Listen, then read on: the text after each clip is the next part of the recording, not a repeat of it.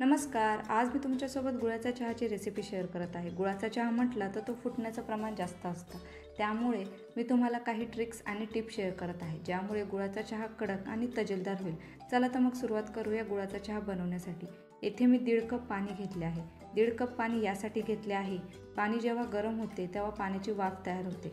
त्यामुळे 2 कपासाठी येथे मी 1.5 कप पाणी घेतले आहे. 1 कप गरम दूध घेतलं आहे. 40 ग्रॅम गूळ किंवा तुमच्या आवडीनुसार चांगल्या दर्जाचा गूळ घ्या. गूळ जर जुना किंवा काळा झालेला असेल तर चहा फुटण्याची शक्यता मात्र जास्त असते. त्यामुळे मी येथे फ्रेश गूळ घेतला आहे. यानंतर 2 वेलची, अर्धा इंच आल्याचा तुकडा, 2 टेबलस्पून चहा पावडर.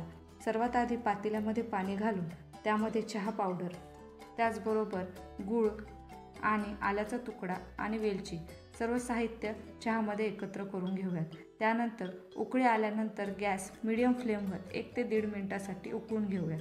उकळून झाल्यानंतर गॅसची फ्लेम बंद करून त्यामध्ये 15 ते 20 सेकंदाने 1 कप गरम दूध एकत्र करून घेऊयात. हे करत असताना गॅस बंद असावा याची काळजी घ्यावी. तयार आहे आपला अगदी सोप्या पद्धतीने कडक असा गुळाचा चहा. रेसिपी आवडल्यास व्हिडिओला लाईक करा, शेअर करा आणि सबस्क्राईब करायला विसरू नका.